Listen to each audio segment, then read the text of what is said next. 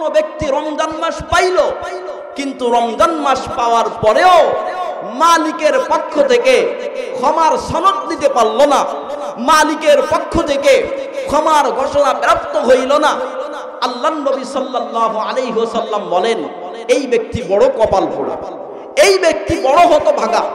অপর এক riwayate এসেছে আল্লাহর নবী সাল্লাল্লাহু আলাইহি ওয়াসাল্লামের কাছে একবার জিবরিল আমিন আলাইহিস সালাতু ওয়াস সালাম এসে বললেন,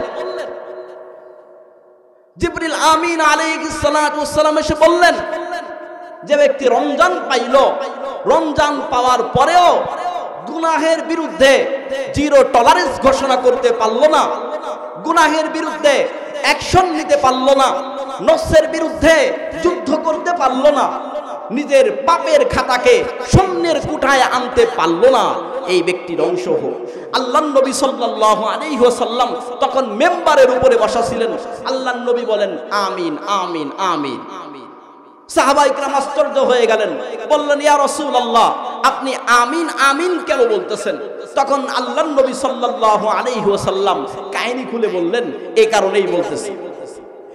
এইজন্য ভাইরা আমার, বন্ধুরা আমার, রমজান মাসে পাক্কা ইরাদা করতে হবে। প্রত্যেকেই নিজের খবর নিজে জানি, আমি কতটুকু ভালো মানুষ আমি জানি। প্রত্যেক ব্যক্তি নিজের হিসাবের খাতা নিজের সামনে আছে, সমস্ত হিসাবের খাতা খুলে হিসাব নিকাশ করে আল্লাহ রাব্বুল আলামিনের কাছে ক্ষমা চাইতে হবে এবং রমজান মাসকে একটা মুখ্যম সুযোগ মনে করতে হবে, সুবর্ণ সুযোগ মনে করে আল্লাহর কাছে ক্ষমা চেয়ে নিতে হবে। গুনাহের বিরুদ্ধে জিরো টলারেন্স ঘোষণা করতে হবে, যুদ্ধ করতে হবে, পাক্কা ইরাদা করতে হবে নিজের জীবনের সমস্ত পাপ পঙ্কিলতা এই রমজান মাসে আমি ছেড়ে ফেলবো। আল্লাহর কাছে যদি আপনি চাইতে পারেন, আল্লাহ রাব্বুল আলামিনকে যদি মন খুলে বলতে পারেন, আল্লাহ রাব্বুল আলামিন বলে বান্দা তুমি আমারে ডাকো, আমি আল্লাহ আমি তোমার ডাকের সাড়া দিব। উদউনি আস্তাজিব লাকুম, আমারে ডাকো আমি আল্লাহ তোমার ডাকের সাড়া দেওয়ার জন্য প্রস্তুত আছি। বান্দা পাহাড় সম গুনাহ করছো, জীবনের 20টা বছর হয়ে গেছে আল্লাহর নাফরমানিতে কাটাইছো, নাফরমানি করতে করতে দাড়ি পেকে গেছে, বান্দা কোনো সমস্যা নাই, আমি আল্লাহর দরবারে ফিরে আসো। 2 ফোঁটা চোখের পানি ফেলাও, 2 ফোঁটা চোখের পানি ফেলায়া মালিকরে বলো মালিক এবার রমজান থেকে ভালো হয়ে গেলাম, আর কোনোদিন মদ খাবো না, আর কোনোদিন সুদ খাবো না, ঘুষ খাবো না, জুয়া খেলবো না, ব্যভিচারী করবো না, জিনা করবো না, অন্যের জমি রান ঠেলবো না, ইসলামের গণ্ডি মেনে চলবো। এভাবে যদি আল্লাহর কাছে তওবা করতে পারেন, আল্লাহর কাছে ফিরে আসতে পারেন, আমার আল্লাহ রাব্বুল আলামিন বলে বান্দা চিন্তা করিস না, তোকে আমি আল্লাহ গ্রহণ করার জন্য প্রস্তুত। বলেন সুবহানাল্লাহ। তোরে আমি আল্লাহ গ্রহণ করার জন্য প্রস্তুত। আল্লাহ রাব্বুল আলামিন ঘোষণা দেন, আল্লাহ রাব্বুল আলামিন মানব জাতিকে সান্ত্বনার বাণী শুনান। আল্লাহ রাব্বুল আলামিন মানব জাতিকে বিশাল কফার দেন, ও বান্দা কুলিয়া ইবাদিয়াল্লাযীনা আসরাফু আলা আনফুসিহিম লা তাকনাতু মির রাহমাতিল্লাহি জামিআ। আমার বান্দা বড় আদর করে তোরে বানাইছি রে বান্দা, বড় আদর করে তোরে বানাইছি, অনেক যত্ন করে তোরে বানাইছি রে বান্দা, এত এত মাখলুক বানাইছি। ও বান্দা তোরে যে সম্মান আমি আল্লাহ রাব্বুল আলামিন দিছি, অন্য কাউরে এত সম্মান দেই নাই, এত আদর করে তোরে বানাইছি রে বান্দা, তোরে জাহান্নামে দেওয়ার জন্য না। আমি আল্লাহর কাছে ফিরে আয়, আমি আল্লাহর রহমত থেকে নিরাশ হইস না রে বান্দা। 2 ফোঁটা চোখের পানি ছেড়ে আমি আল্লাহকে বল, আমি আল্লাহ তোর জীবনের তামাম গুনাহ ক্ষমা করে দিব। ও যুবক ভাইরা, বৃদ্ধ বাবাজিরা, মালিক ইবনে দিনারের মতো নিজের জীবনটাকে পরিবর্তন করে ফেলতে হবে। নিজের জীবনের শুরুতে আল্লাহওয়ালা নাম লেখাইতে হবে। আমি যখন মরে যাব, জীবনের শুরু যেমনই হোক, মানুষ যাতে আমার জন্য দোয়া করে, মানুষ যাতে এই শব্দটা অন্তত বলে লোকটা ভালো ছিল, শেষ জামানায় হলেও ভালো ছিল, যার শেষ ভালো তার সব ভালো বলে না মানুষ, এরকম করতে হবে। বলতেছিলাম মালিক ইবনে দিনার, মালিক ইবনে দিনারের মতো নিজের জীবনটাকে পাল্টা ফেলতে হবে। মালিক ইবনে দিনারের ঘটনা শুনেছেন, উনি শুরুতে এত বড় আল্লাহ বলা ছিলেন না, উনি শুরুতে এতটা ভালো মানুষ হিসাবে মানুষের কাছে প্রসিদ্ধ ছিলেন না। হযরত মালিক ইবনে দিনারের জীবনে বৃহত্তম একটি অংশ কেটেছে এলোমেলো করতে করতে। উনার জীবনের বৃহত্তম একটি অংশ কেটেছে আল্লাহর নাফরমানিতে। উনি ভুল বুঝতে পারলেন, ফিরে চলে আসলেন। এমন কোন অপরাধ নাই যা মালিক ইবনে দিনার করে নাই। মদ, জুয়া, ঘুষ সব কিছুই মালিক ইবনে দিনারের জীবনে আছে। হঠাৎ করে মালিক ইবনে দিনারের জীবন পরিবর্তন হয়ে গেল, এমন পরিবর্তন হয়ে গেল, এমন পরিবর্তন হয়ে গেল, মালিক ইবনে দিনার আল্লাহর এত প্রিয় হয়ে গেল, এত প্রিয় হয়ে গেল, বিশ্বব্যাপী আল্লাহওয়ালা হিসাবে মানুষের কাছে প্রসিদ্ধ। বিশ্বব্যাপী মানুষের কাছে আল্লাহওয়ালা হিসাবে প্রসিদ্ধ। মালিক ইবনে দিনারের জীবনের পরিবর্তন কেমনে আসলো? মালিক ইবনে দিনারকে কোন একটি মাহফিলে দাওয়াত দেয়া হলো, বিশাল মঞ্চ। মালিক ইবনে দিনার বসলেন ওয়াজ করার জন্য। একজন শ্রোতা বলে উঠলেন, হুজুর, মাহফিল পরে আমার একটা প্রশ্ন আছে। আপনাকে আজ থেকে 10 বছর আগেও দেখেছি আপনি মদ খেয়ে নেশাগ্রস্ত হয়ে রাস্তায় শুয়ে আছেন, আর আজকে দেখছি আপনি ধর্মীয় মাহফিলের বক্তা। মানেটা কি কিছু বুঝলাম না। 10 বছর আগেও দেখছি আপনি মদ খেয়ে রাস্তায় পড়ে আছেন, আজকে আপনার এভাবে পরিবর্তন কিসে? এই কত সুন্দর দাড়ি, ইসলামী পোশাক, আবার আপনি ইসলামী বক্তা, মানে কি কিছু তো বুঝলাম না। মালিক ইবনে দিনার বলে, হ্যাঁ, তুমি ঠিকই আমাকে চিনতে পেরেছো, আমি সেই ব্যক্তি, আমি মালিক ইবনে দিনার। তাহলে ঘটনা শুনো। কোন এক শবে কদরের রজনীতে আমি মদ কিনতে গেলাম। বাজারে গিয়ে দেখি মদের সকল দোকান বন্ধ। আমি একজন দোকানদারকে বললাম, যে কোনো ভাবেই হোক আমাকে 1 বোতল মদের ব্যবস্থা করে দিতে হবে। দোকানদার আমাকে 1 বোতল মদের ব্যবস্থা করে দিল।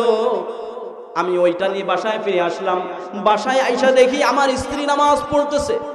আমি আমার রুমে চলে গেলাম, টেবিলের উপরে মদের বোতলটা রাখলাম।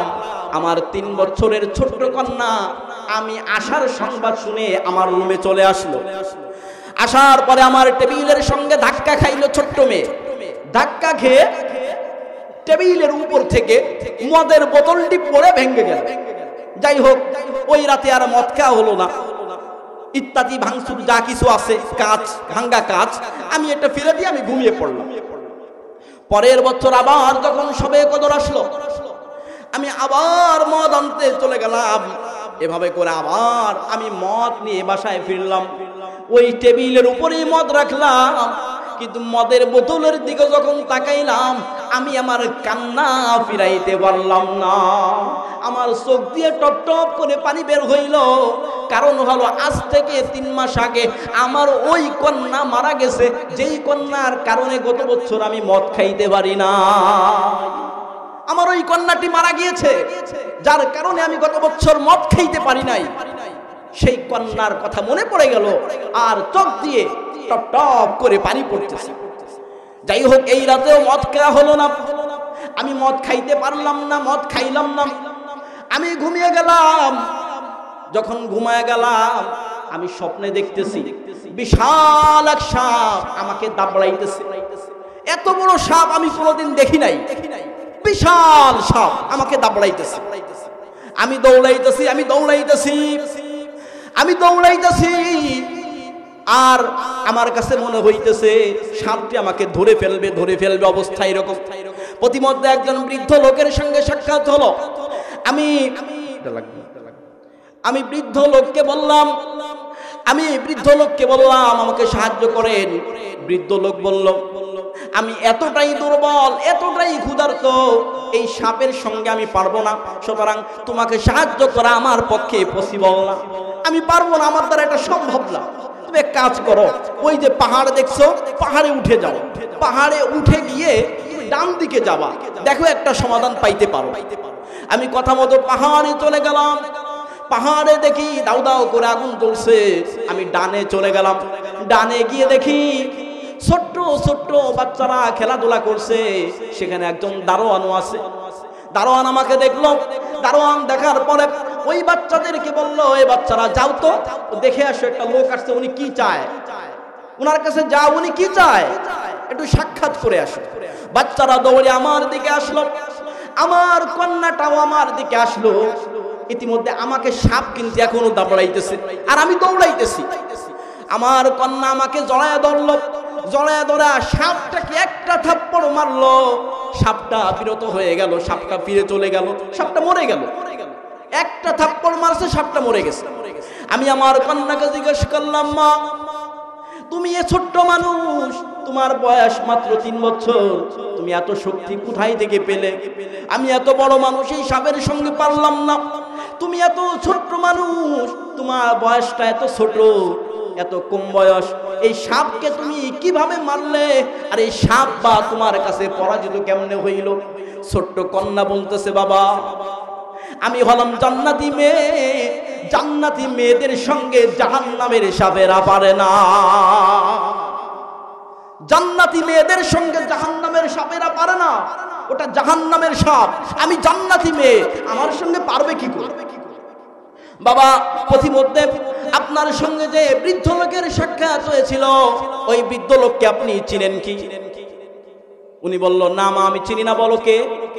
উনি হলো তোমার এই নফস, তোমার নফসকে খাবার না দিতে দিতে তুমি এতটাই দুর্বল করে ফেলেছো, সে এখন আর এই সাপের সাথে পারে না, তোমাকে বাঁচাইতে সক্ষমতা রাখে না। নফসের খাবার তুমি দাও নাই, মানে নফসকে তুমি খাবার দাও নাই। নফসকে খাবার না দিতে দিতে, রূহকে খাবার না দিতে দিতে, ওই বৃদ্ধ লোকটা হলো রূহ। বৃদ্ধ লোকটা কি? রূহ। ওই রূহকে খাবার না দিতে দিতে এতটাই দুর্বল করে ফেলেছো যে তোমার রূহ আর এখন ওই সাপের সাথে পারে না। আর ওই যে সাপটাকে দেখছো, এই সাপটা হলো নফস। সাপটা কি? নফস। এই নফসকে তুমি এত পরিমাণ খাবার দিয়েছো, অশ্লীল খাবার দিয়েছো, গুনাহের খাবার দিয়েছো, যে সাপটা এখন এতটাই শক্তিশালী হইছে, এতটাই শক্তিশালী হইছে যে তোমার রূহ ওই নফসের সঙ্গে এখন আর পারে না।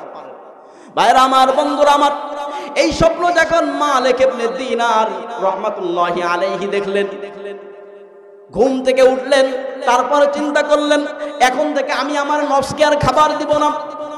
আমি আমার নফসকে জীবনে অনেক খাবার দিয়েছি, তাকে এতটাই শক্তিশালী করে ফেলেছি, করতে করতে করতে করতে আমি আমার নিজেকে জাহান্নাম পর্যন্ত পৌঁছে দিয়েছি, জাহান্নামের দ্বার প্রান্তে এসে পৌঁছেছি। সুতরাং এই নফসকে আমি আর খাবার দিব না, এখন থেকে আমি আমার রূহকে খাবার দিব, আমার রূহকে আমি সবল করব, শক্তিশালী করব। তখন থেকে আমি আমার রূহকে খাবার দিতেছি, ওই খাবার দিতে দিতে আজকে আমার এই অবস্থা। মালিক ইবনে দিনারের মতো বলতেছিলাম, মালিক ইবনে দিনারের মতো নিজের জীবনটাকে পরিবর্তন করে ফেলতে হবে। যুবক, কবরে একদিন চলে যেতে হবে, ওই আল্লাহর সঙ্গে একদিন সাক্ষাৎ হবেই, জান্নাত জাহান্নামের একটা ফয়সালা হবেই। এই জন্য ওখানে যাওয়ার আগে নিজেকে প্রস্তুত করা। ক্ষণস্থায়ী জিন্দেগি, অল্প দিন থাকবো। পৃথিবীর সবাই বিশ্বাস করে এই পৃথিবীতে আমরা থাকবো না, একদিন চলে যেতে হবে। বাঙালি গবেষকরা গবেষণা করে, বাঙালিদের গড় আয়ু হলো মাত্র 60 বছর, এখন 55 থেকে 60 বছর। তারপরেও গবেষণা করে পাওয়া গেছে ঢাকা শহরে যারা থাকে তাদের আয়ু নাকি 10 বছর কমে যায়। কয় বছর? যদিও আমরা এগুলো বিশ্বাস করি না, আমরা বিশ্বাস করি হায়াত মৌতের মালিকের উপরে। উদাহরণস্বরূপ বাঙালিদের হায়াত 60+ গড় আয়ু। এই 60 বছরের জিন্দেগির জন্য দুনিয়াতে কত কিছু করি, টাকা লাগবে, পয়সা লাগবে, বাড়ি লাগবে, গাড়ি লাগবে, কত কিছুই না করি। সবাই জানে দুনিয়া থেকে যখন চলে যাব কিছুই নেওয়া যাবে না, সঙ্গে নেওয়া যাবে না, সব কিছু রেখে চলে যেতে হবে। কিন্তু তারপর ওই জমি নিয়ে মারামারি, ভাই ভাই মারামারি, জমি নিয়ে নিজের জীবনটা শেষ। এই সম্পদের জন্য মানুষের পকেট মারি, এই সম্পদের জন্যই মানুষের সঙ্গে ঝগড়া বিবাদে যুক্ত হই, এই সম্পদের জন্যই ঘুষ খাই, সুদ খাই। যেই জায়গায় অস্থায়ীভাবে থাকতে হবে সেই জায়গার জন্য এত কিছু করি, যেই জায়গায় স্থায়ীভাবে থাকতে হবে সেই জায়গার কথা আমাদের একটু চিন্তা হয় না। কত বড় কপাল পোড়া মুসলমান আমরা। আখিরাতকে পরিপূর্ণভাবে বিশ্বাস না হলে যা হয়, ঈমান দুর্বল হলে যা হয় আর কি, বিষয়টা এমনই হয়েছে। কিন্তু মনে রাখতে হবে এই দুনিয়া থেকে যখন চলে যাব আল্লাহর সঙ্গে সাক্ষাৎ হবে, আল্লাহর সম্মুখে সব কিছুর হিসাব দেওয়া লাগবে। একটা ছেলে পরীক্ষার হলে ঢুকলে পরীক্ষা দেওয়ার পর যেই রকম ভাবে রেজাল্ট বের হয়, কিয়ামতের ময়দানেও আল্লাহ রাব্বুল আলামিন প্রত্যেকটা বান্দার হাতে রেজাল্ট ধরায়া দিবে। দুনিয়াটা ছিল পরীক্ষার ক্ষেত্র, এই পরীক্ষার ক্ষেত্রে পরীক্ষা দিয়ে কি কি অর্জন করেছো আল্লাহ রাব্বুল আলামিন পাই টু পাই প্রত্যেকটা বান্দাকে হিসাব বুঝিয়ে দিবে। আল্লাহ রাব্বুল আলামিন বলে ওয়াউদিয়াল কিতাব ফাতারাল মুজরিমিনা মুশফিকিনা মিম্মা ফিহি, সকলকে আমলনামা পেশ করা হবে, সবার সামনে আমলনামা পেশ করা হবে। যারা অপরাধী, যারা চোর, বাটপার, গুন্ডা, ফাসিক, হুজ্জার, এই আমলনামা দেখে হতভম্ব হয়ে যাবে, আশ্চর্য হয়ে যাবে। আশ্চর্য হয়ে বলবে ইয়াকুলুনা, তারা বলবে ইয়া ওয়াইলাতানা মালি হাযাল কিতাব, আয় আফসোস কেমন আমলনামা, লা ইউগাদিরু সগীরাতাম ওয়ালা কাবীরা, ছোট বড় এমন কোনো পাপ নাই যেই পাপের মধ্যে উঠানো নাই। কারে কয়টা গালি দিয়েছি এটাও আছে, কার গাছের আম চুরি করছি এটাও আছে, কার গাছের জাম চুরি করলাম এটাও আছে, কার সঙ্গে কয়টা মিথ্যা কথা বললাম তাও আছে। সব তালিকা করা থাকবে, পার পাওয়ার কোনো সিস্টেম নাই। কিয়ামতের ময়দান যখন প্রতিষ্ঠিত হয়ে যাবে, আমলনামা ডান হাতে দেওয়া হবে, বাম হাতে দেওয়া হবে। দুনিয়ায় পরীক্ষা দিলে রেজাল্ট কার্ড যেই রকম হাতে ধরায় দেওয়া হয়, স্টুডেন্টের ছাত্রর হাতে উঠিয়ে দেওয়া হয়, অনুরূপভাবে কিয়ামতের ময়দানেও আল্লাহ রাব্বুল আলামিন প্রত্যেকটা বান্দার হাতে রেজাল্ট কার্ড দিয়ে দিবে। আল্লাহ রাব্বুল আলামিন বলেন ফাম্মা মান উতিয়া কিতাবাহু বিয়ামিনিহি, যারা আমলনামা ডান হাতে দেওয়া হবে সে কি বলবে, ফায়াকুলু, সে বলবে হা উমকরাউ কিতাবিয়া, হায় রে কত সুন্দর আমলনামা, পড়ে দেখো। দুনিয়াতে রেজাল্ট যখন ভালো হয় ছাত্র রেজাল্ট কার্ডটা নিয়ে যায়, রেজাল্ট কার্ডটা নিয়ে বাবাকে দেখায়, মাকে দেখায়, আত্মীয় স্বজনকে দেখায়, বন্ধু বান্ধবকে দেখায়, সোশ্যাল মিডিয়ার যুগ, সোশ্যাল মিডিয়া পোস্ট করে দেয় আমি গোল্ডেন জিপিএ 5 পাইছি। কিয়ামতের ময়দানেও বান্দা যখন পাস করবে, আমলনামা যখন ডান হাতে আসবে, এভাবে করে বান্দা সবাইকে খুশিতে আনন্দে দেখাবে, দেখো আমার আমলনামা। জিজ্ঞেস করবে কিরে তুই তো দুনিয়াতে খুব স্বাভাবিক ছিলি, রিকশা চালাইতি, ভ্যান চালাইতি, ঠিকঠাক মতো খাইতে পারতি না, তুই তো সমাজের অবহেলিত একটা মানুষ ছিলি, সমাজে তোর কোনো দাম ছিল না, তোর কোনো মূল্য ছিল না, কিরে এত সুন্দর আমলনামা কিভাবে হলো? তখন সে বলবে আইরে ইন্নী জানান্তু আন্নী মুলাকিন হিসাবিয়া, হায় হায় আমি দুনিয়াতে যখন ছিলাম, আমি খাই না খাই, সুখে দুঃখে সর্ব অবস্থায় আমি এটা বিশ্বাস করতাম একদিন কিয়ামত হবে, আল্লাহর সম্মুখে দাঁড়াইতে হবে, রেজাল্ট কার্ড এইরকম বের হবে, আমি জানতাম, সেই জন্য আমি এত সুন্দর আমলনামা পাইছি। ইন্নী জানান্তু আন্নী মুলাকিন হিসাবিয়া, তারপর কি হবে? ফাহুয়া ফি ঈশাতির রাদিয়া, জান্নাতে প্রবেশ করার ঘোষণা দেওয়া হবে, জান্নাতে প্রবেশ করবে। ফাহুয়া ফি ঈশাতির রাদিয়া, অত্যন্ত আরাম-আয়েশে সুন্দরভাবে সন্তুষ্ট চিত্তে সেখানে বসবাস করবে। ফি জান্নাতিন আলিয়া, সোনের ঘরে বসবাস করবে না, টিনের ঘরে বসবাস করবে না, মাটির ঘরে বসবাস করবে না, সুউচ্চ বিল্ডিং এ, সুউচ্চ দালানে সে বসবাস করবে। কুতুফুহা দানিয়া, দুনিয়াতে ফল ফ্রুট খাইতে গেলে লাগানো লাগে, ফল কিনা লাগে, জান্নাতে গিয়ে ফল ফ্রুট কেনার কোনো প্রয়োজন নাই। তুমি যেখানে থাকবে বান্দা, সেখানে ফল থুকায় থুকায় ঝোলানো থাকবে, তুমি শুধু নিয়ে নিয়ে খাবে। আর আল্লাহ রাব্বুল আলামিনের পক্ষ থেকে ঘোষণা আসবে, ও বান্দা তুমি দুনিয়ায় অনেক কষ্ট করেছো, খেয়ে না খেয়ে অনেক কষ্ট করেছো, আমি আল্লাহকে কোনোদিন ভুলো নাই, তুমি সুখে দুঃখে সব সময় আমি আল্লাহকে তুমি ডাকতে, আমি আল্লাহকে স্মরণ করতে, অনেক কষ্ট করছো, যাও এখন আর তোমার কোনো কষ্ট না, এখন শুধু আরাম আর আরাম আর আরাম আর আরাম। কি খাইতে মন চায় বলো, যা খাইতে মন চায় বলো, খালি কল্পনা করবে চলে আসবে। হ্যাঁ, দুনিয়াতে যা মন চায়, টাকা থাকলেই কি খাইতে পারে? খাসির কলিজা বোনা খাইতে মন চাইছে, জুগানিয়া বাজারে যেতে হবে, টাকা যদি থাকে তারপরেও যেতে হবে, তারপরে দেখতে হবে আছে কিনা, যদি থাকে বাড়িতে আনতে হবে, এনে রান্না করতে হবে, খাওয়ার আগ পর্যন্ত বাঁচলে হয় আর কি, মরে গেলে তো শেষ।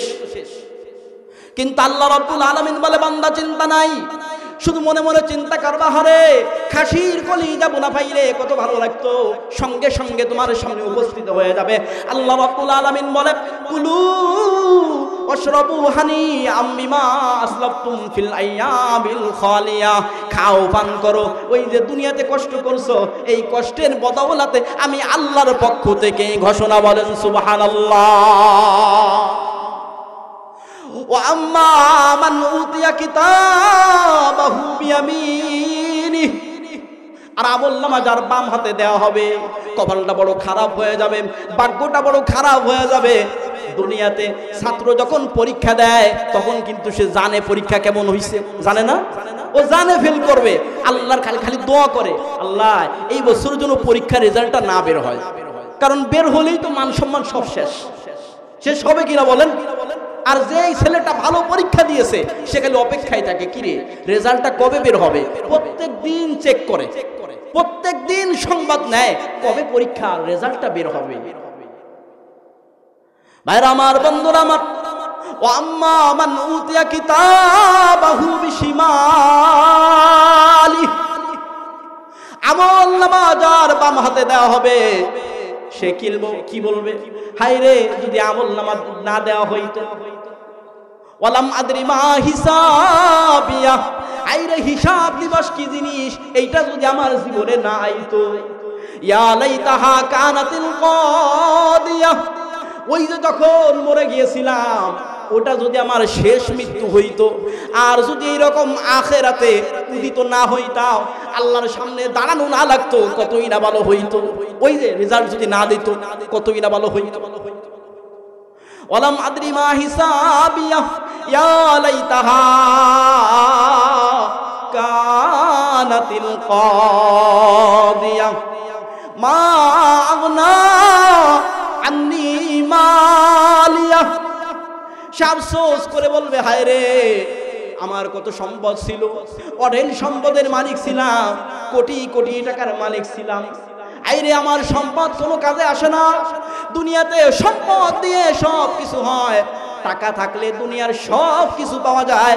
এখানে আইসা দেখি আমি এত বড় শিল্পপতি, আমি ইলন মাস্ক, কোটি কোটি টাকার মালিক, বিশ্বের 1 নাম্বার ধনী, আমি আদানি, বিশ্বের অনেক বড় একজন ধনী মানুষ, আমার সম্পদ কোনো কাজে লাগে না।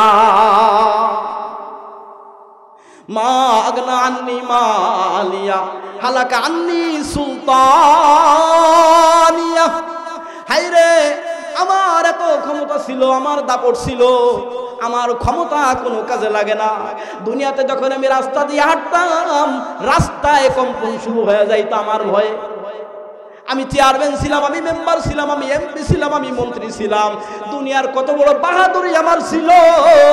আজকে কোনো বাহাদুরি কাম হয় না, বরং দুনিয়াতে যেইগুলা বাহাদুরি করছে ওইগুলো হবে পৃথিবীর সব থেকে লাঞ্ছিত মানুষ কিয়ামতের ময়দানে। যারা অবৈধভাবে বাহাদুরি করছে, যারা অবৈধভাবে মানুষের উপরে অত্যাচার করে, যারা মানুষের হক মেরে খায়, মানুষের হক লুণ্ঠন করে, দুনিয়াতেই তারা শাস্তি ভোগ করে, কোনো না কোনো ভাবে হোক শাস্তি ভোগ করে, আর কিয়ামতের ময়দানে তো আছেই। যাই হোক, কপাল বড় খারাপ, খুজুহু ফাগুল্লু।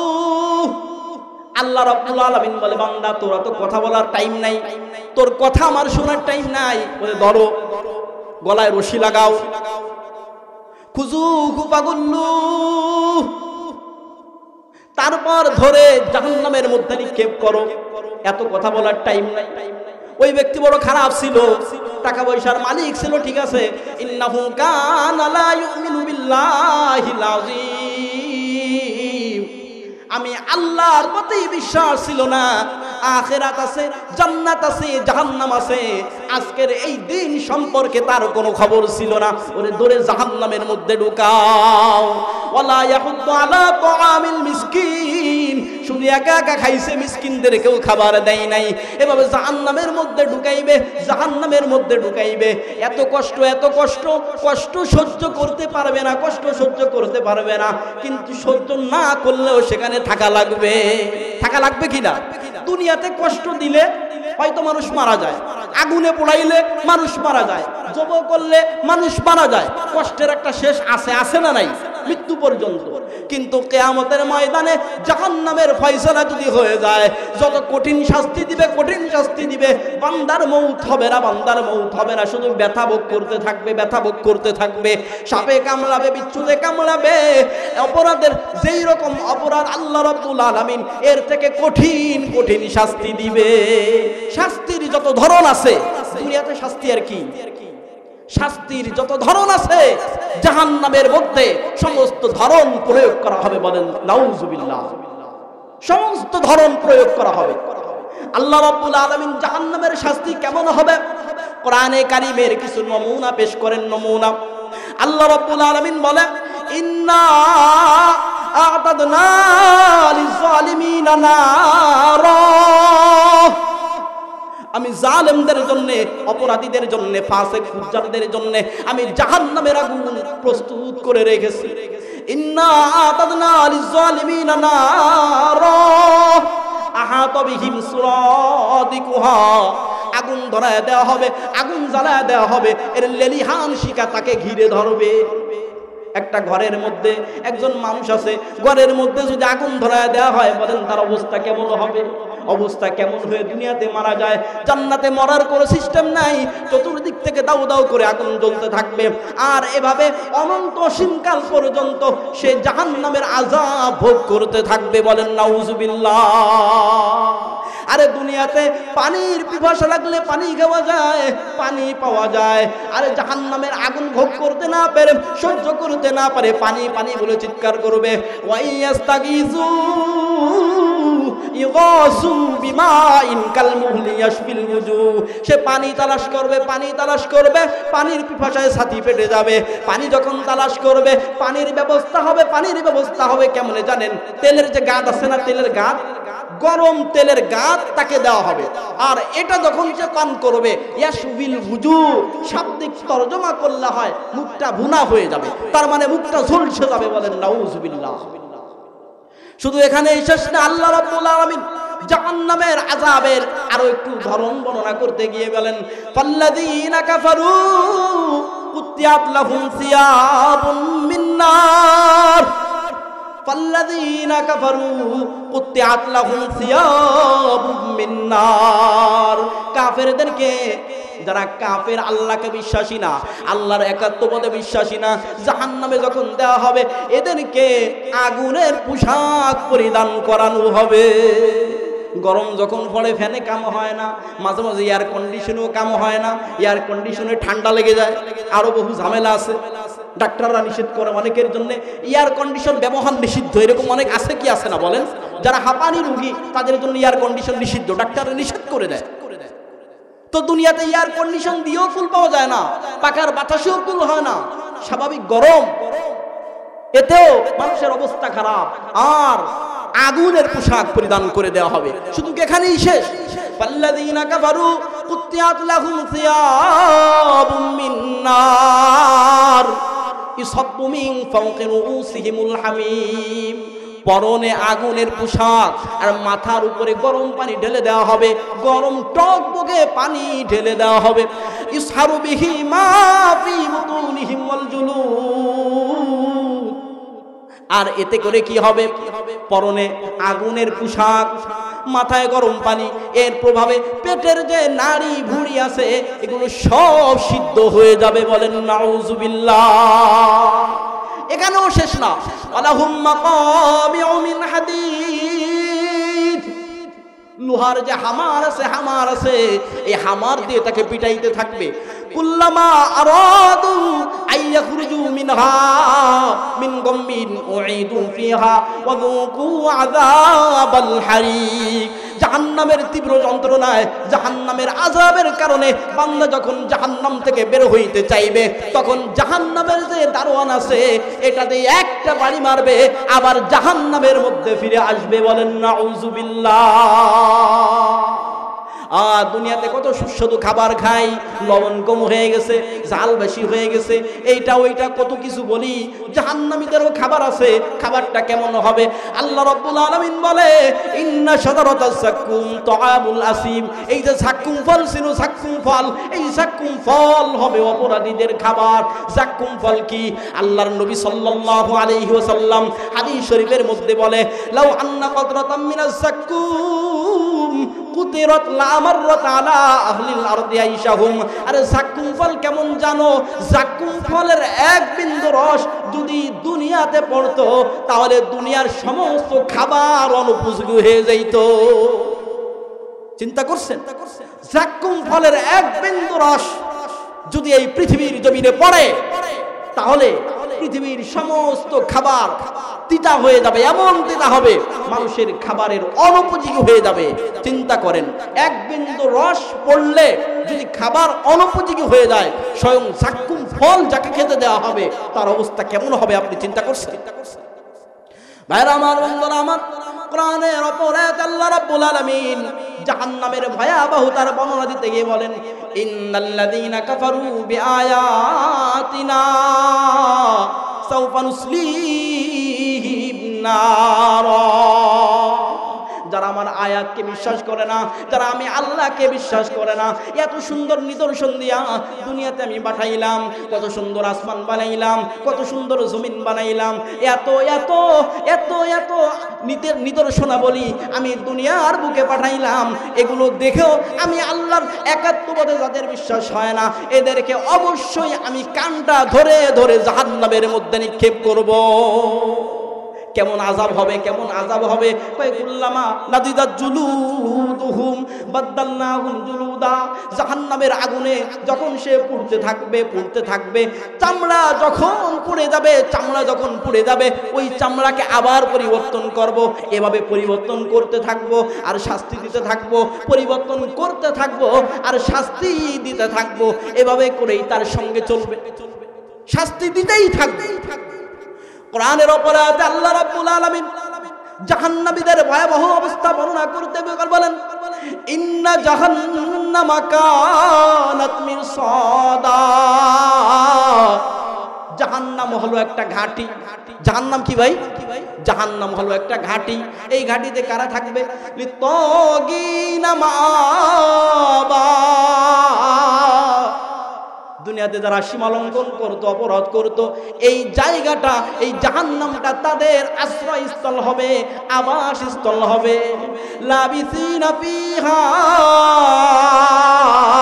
আহকাবা। আর এই জাহান্নামের মধ্যে একদিন নাই, দুই দিন নাই, যুগের পর যুগ, যুগের পর যুগ, হাজার হাজার বছর, অনন্তকাল পর্যন্ত কেউ কেউ এই জাহান্নামের মধ্যে থাকবে। লা ইয়াযুকুনা ফিহা বারদাম ওয়ালা শারাবা। জাহান্নাম এমন কঠিন জায়গা, এমন ভয়ঙ্কর জায়গা, লা ইয়াযুকুনা ফিহা বারদাম ওয়ালা শারাবা। পানি পান করবে এমন উপযুক্ত কোনো পানি পান পাবে না, হয়তো তীব্র গরম পানি অথবা একবারে ঠান্ডা পানি, এইরকম পানি সে পাবে। তবে হ্যাঁ, একটা জিনিস পাবে, ইল্লা হামিমা ওয়া গাসসাকা। গরম পানি পাবে আর পুস, পুস পাবে। পানি চাইলে আইনা দিবে পুস। পুস কি? আল্লাহর নবী বিশ্ব নবী সাল্লাল্লাহু আলাইহি ওয়াসাল্লাম পুস কেমন হবে, পুজের প্রভাব কেমন হবে? দুনিয়াতে পচা গলা পুজের মতো না। আল্লাহর নবী বিশ্ব নবী সাল্লাল্লাহু আলাইহি ওয়াসাল্লাম বলে লাউ আন্না দালওয়াম মিন গুসাকিন ইহরাকু ফিদ দুনিয়া লান তারা আহলুদ দুনিয়া। আল্লাহর নবী বিশ্ব নবী সাল্লাল্লাহু আলাইহি ওয়াসাল্লাম বলে এমন পুস, এমন পুস, এই পুস যখন দুনিয়াতে, আরে জাহান্নামের যে পুস, এই জাহান্নামের পুস যদি দুনিয়াতে পড়তো, এক ফুটা পুস যদি পড়তো, চলে সমস্ত দুনিয়া দুর্গন্ধযুক্ত হয়ে যেত। এই যে পুস, এক ফুটা পুস যদি দুনিয়ার জমিনে পড়তো, সমস্ত খাবার দুর্গন্ধ হয়ে যেত। এগুলো কেন? আল্লাহ রাব্বুল আলামিন বলে এরকম শাস্তি কেন? ওয়াকাযযাবু বিআয়াতিনা কিযাবা, এর কারণ হলো তারা আমার আয়াতকে বিশ্বাস করত না, আমি আল্লাহর নিদর্শনা বলে বিশ্বাস করত না, আমি আল্লাহর প্রতি সঠিক ধারণা, ভালো ধারণা, আমি আল্লাহর একাত্মবাদে বিশ্বাস ছিল না। কিন্তু আমি আল্লাহ রাব্বুল আলামিন বলি নাই ওয়াকুল্লা শাইইন আহসাইনাহু কিতাবা, আমি আল্লাহ রাব্বুল আলামিন আমি সব হিসাব রেখেছি, লিপিবদ্ধ করে রেখেছি। কোরআনের অপর জায়গায় আল্লাহ রাব্বুল আলামিন বলেন জাহান্নামীদের ভয়াবহ অবস্থা কেমন হবে। জাহান্নামীরা চিৎকার করতে থাকবে, চিৎকার করতে থাকবে। জাহান্নামীরা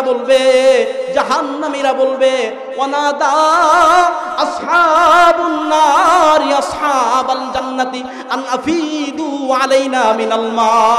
জাহান্নামীরা জান্নাতীদেরকে ডেকে বলবে, ও ভাই কত নিয়ামতের মধ্যে আছো, কত কিছু খাও, কত কষ্টের মধ্যে আছি, আমাদেরকে একটু পানি দাও। অথবা আল্লাহ তোমাদেরকে যে রিজিক দান করছে, খাওয়ার জন্য যা কিছু দান করছে, আমাদেরকে একটু একটু করে দাও। জান্নাতীরা বলবে ইন্নাল্লাহ হারামাহুম আলাল কাফিরিন, দেওয়ার কোনো সুযোগ নেই, দেওয়ার কোনো সুযোগ নেই।